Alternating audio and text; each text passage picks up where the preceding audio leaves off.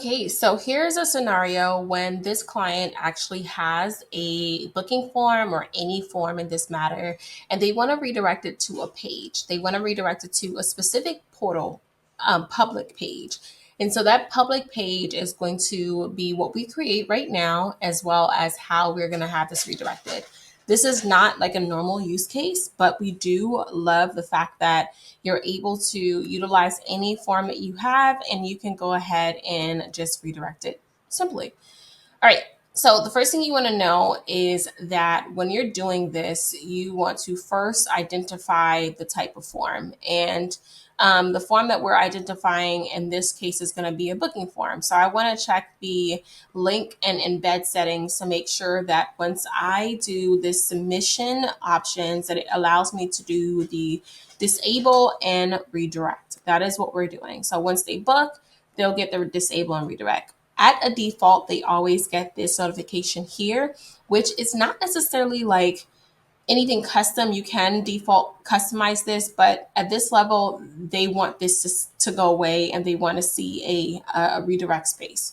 So we're going to go over to content and we're going to go over to public pages. And these are the spaces where you can do landing pages. This is like the default 404 error page. And what this basically shows is if you had an error or if someone went to a page that they can't access, it would give them this error page. And so this is not branded in SuiteDash, but this is SuiteDash's like default page. You can customize this at all times. You can make it say whatever you want to say, like, oops, this page doesn't exist. Same thing with the permissions page. This permission page is defaulted. This is what they normally have right now to say, whoa, you don't have permission. You can't do this. And lastly, the same thing with a profile not found. This is the other page that kind of takes you back to the dashboard. What we are creating is going to be a page that is going to be a landing page. There are two types of pages. There is a profile page and a landing page, but specifically we're going to do a landing page. And most of these have templates, but the templates are I want to say that they're more CSS than anything. And because I'm not a CSS pro yet, I am going to show you the baseline way of doing this. And I'm making it a very, very simple page. Very simple. So I'm going to just call this what the form that I'm redirecting them to is going to be booking form redirect. And this is the direct link that they will have, which is a very long link, but you can make it a friendly link. And what a friendly link means is it can shorten the back end of the link. So booking redirect is what I'm going to call it. And then I can add the tag, and the tag would kind of just be the title for the page and the description for the meta description. So if you wanted it to be found on Google or searchable on the internet, that's what would be there. So I'm going to just add here a couple of things. I want to understand what these right menu items mean. I'm going to make this a little wider so we're focused. So on the right item, I can go ahead and preview the page. Right now, all it has is a blank page. There's nothing here. And so this is what the page looks like. I just deleted anything in there. And then here are the page options are what I just updated for the link information. This is the font options, which allows me to universally change all of the fonts, the weights, the letter sizing, the font size, letter height, things like that. And then I have also the loading of the, I skipped one, the styling options. So the styling options, normally this shows you like the content card header, which I always hide. The content card header is this header right here. And then it normally just says like booking form. So it's a title basically. You can change the profile background, which we are going to change it. And then the CSS that you can add here. I always find that on a portal page, I like to make it a custom background, and I like to use the background that we already exist inside the portal. So I'm going to go over to the platform branding, and I'm actually going to grab their background now because it just makes it easier for me to feel like, okay, they're familiar with this page, or they will be familiar because this is already a staple.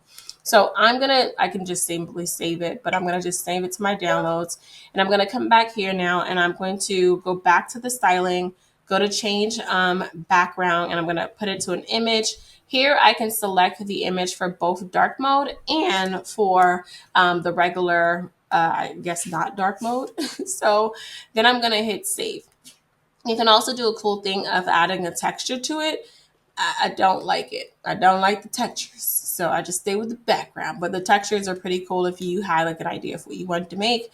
So the other thing that I like to do is, because this is going to be a wide screen, I like to make it to where the row in itself is going to have a bit of like just definition to it. So I can eliminate these backgrounds here and just make this to be the center space. I also want to, in the beginning, add just a space here, a spacer here, just because I'm going to create the element of just like a floating box, which we're going to see in a second.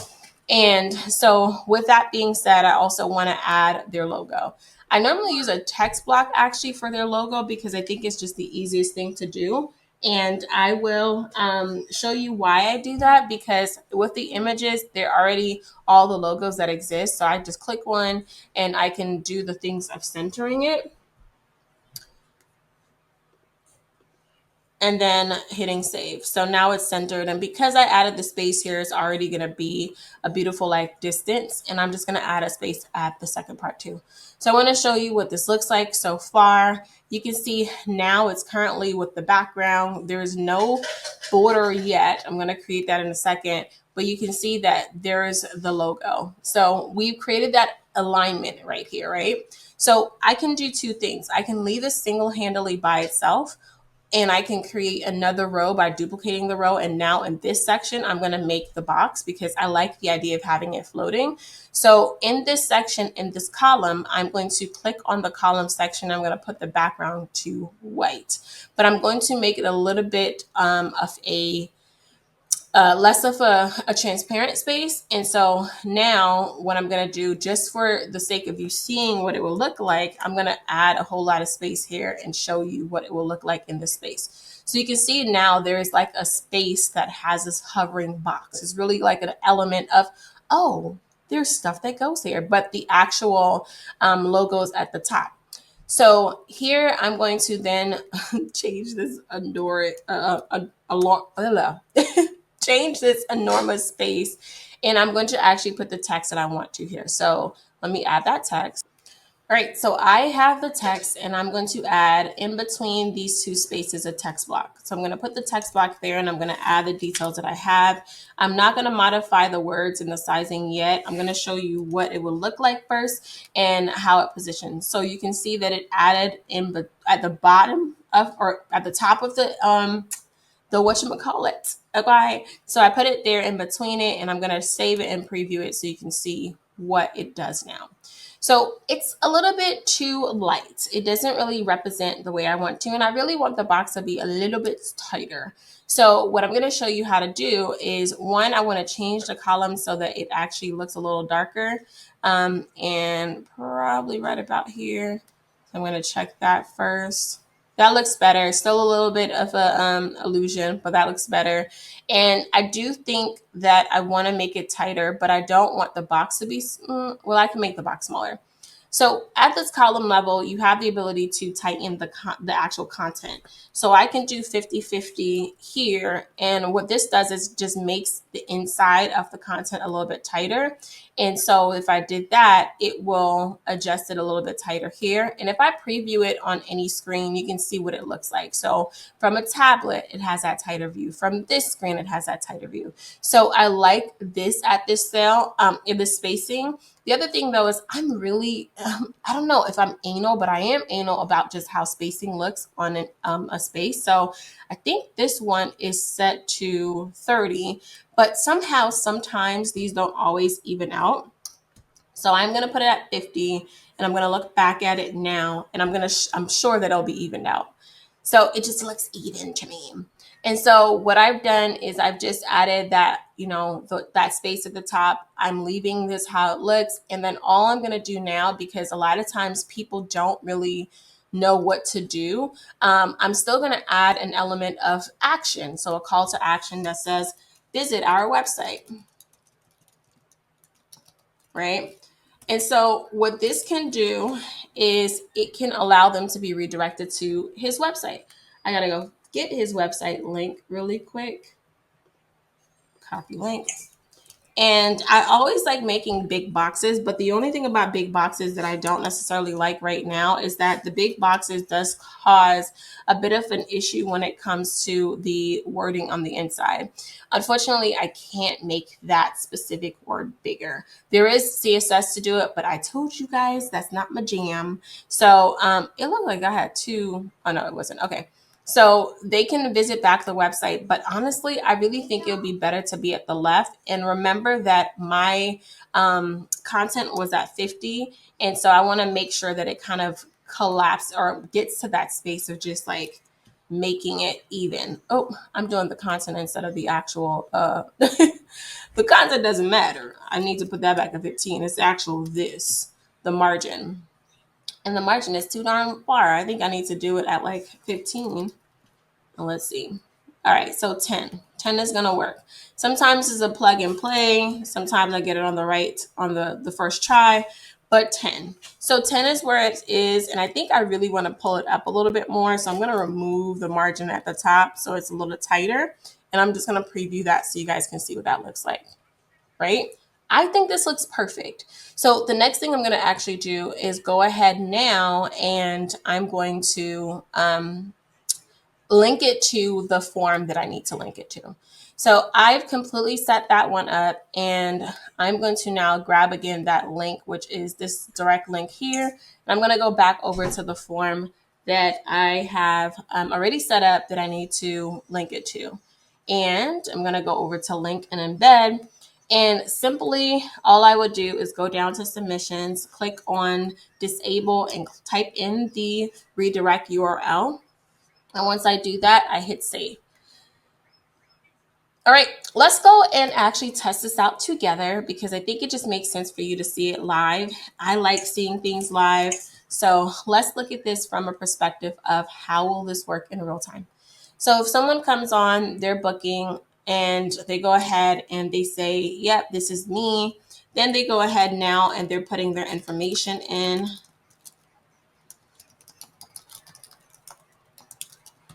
And it would be nice if I can spell right. Oh, I did spell right. Haha. I'm not going to represent any company, but I'm choosing what I want. By the way, these are so cool because they're linked to different circles. So as they're selecting their option, they are actually linking. So as you can see, this is the details here, and now I'm hitting book now. So I'm in an incognito screen. So what should happen is, oh no, it didn't happen. So what happened? Well, I did not do something. And this is why we always want to test our stuff, right? And yes, guys, I did it on purpose. Or did I? Okay, so let me show you what happened. So when you go over to the content and then portal pages, sorry, in public pages, because that's where we're going.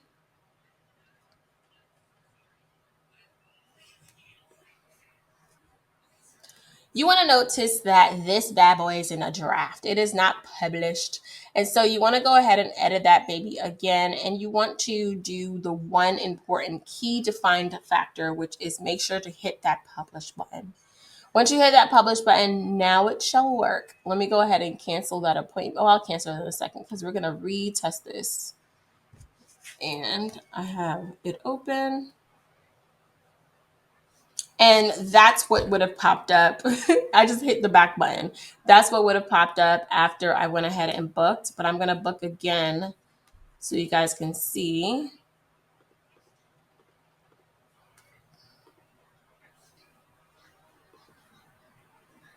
And as soon as I went ahead to do that, it automatically redirects me. And if I click on visit our website, it takes me to his website. Thank you so much for watching. This was really fun to do. And please let me know if you have any questions, but this has been amazing. By the way, go check them out.